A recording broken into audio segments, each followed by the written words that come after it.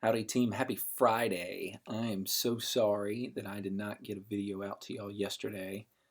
Ended up working out at the food distribution, which was so awesome yesterday. We gave away about 1,000 boxes in an hour and a half. It was pretty amazing.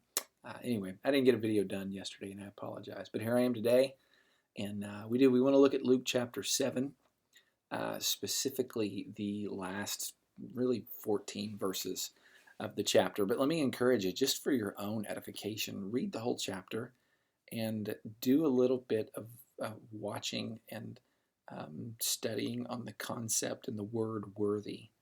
Because all throughout the chapter, that concept keeps popping up, both when Jesus is talking about John the Baptist and John's worthiness compared to others, or Jesus dealing with a widow who would have been considered unworthy, or even his spending time with his centurion, or attempting to spend time with the centurion who he didn't consider himself worthy, but others said, "Oh no, this guy's totally worthy." Like, it's just, I think it'd be just a fun little theological thought process for you. But we want to look at the woman who anointed Jesus' feet there in that last little section. The setup is a Pharisee, and specifically his name is Simon. He's not talking about Peter here. So this is the Pharisee that invited Jesus over for dinner. His name's Simon. And we're not sure about his motivation and why he invited Jesus over. I'd like to believe that he was sincere, but we don't get a feel one way or another for that. But he invites Jesus over for dinner. And in the process of this dinner, this woman walks in, and you know where this goes. She breaks a thing of perfume over Jesus' feet and weeps and washes his feet with her hair. And there's a couple of interesting things about this that are worth noting to the students, and I've taught some of them this, but it's never hurts to hear this again. The culture at that time said that when a feast was being hosted, number one, women were not invited, so this woman showing up like this would have been quite the commotion. But it was sort of open to the public in that it was not weird at all for people to just come in and watch and listen, or to stand in the window and just listen.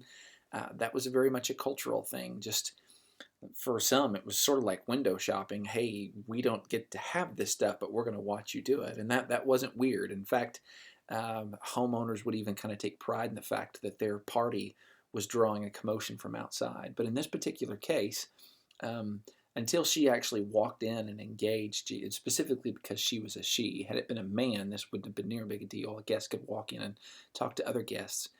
The fact that a woman walked in and then did what she did, this would have caused a great commotion.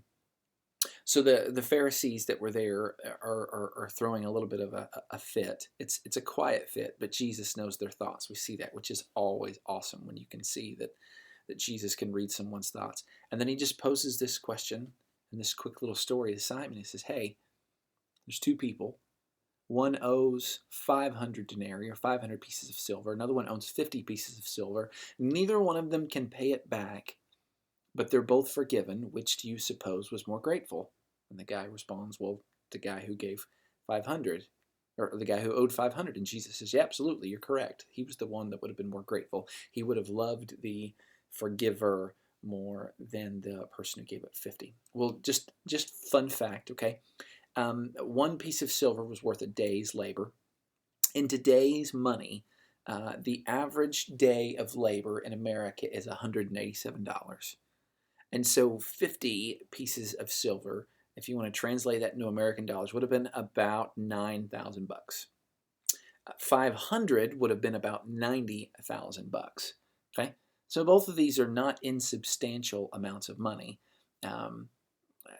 This might be a fun little time for y'all to pop in and talk about the fact that it's really easy to get in debt, because sometimes kids go, how in the world does somebody get $90,000 in debt? It's not hard. It's not hard then. It's not hard now. Certainly when bills start stacking up. But either way, the point of the passage that they need to catch is the fact that Jesus makes the statement, neither one could pay it back. See, we get caught up in, it's very, very easy to read this passage, get caught up in the fact that, it's, okay, so we need to be people that are grateful. Yes, absolutely. And it's okay if I'm not as grateful as someone else. No, you're missing it entirely if that's where you land on this. Nobody could pay their debt back. Meaning it doesn't matter if I owed Jesus $100 or $1,000,000, the fact that I couldn't pay us back and he paid my debt anyway should make me overwhelmingly grateful that he met the need that I could not meet.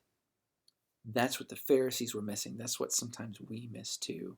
And so emphasize that to the students. And it's also important to point this out too.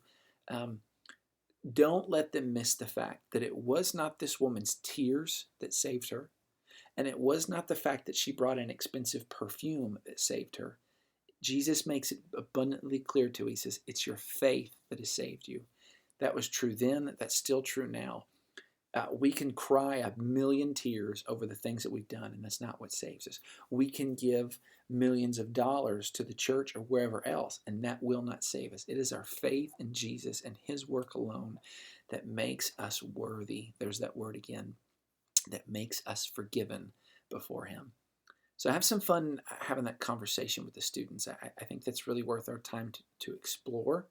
It's worth our time as adults just to examine that in our own hearts too, because I'll freely admit, man, self-righteousness, that's something I have to battle against. There's plenty of things that I've done wrong, but there's all sorts of stuff that I've never done wrong, and fingers crossed and lots of prayers, I never will cross any of those lines.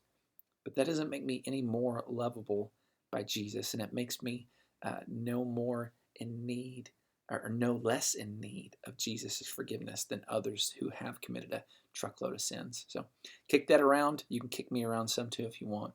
Guys, I love y'all. Have a fantastic weekend. I hope to see you Sunday. Bye.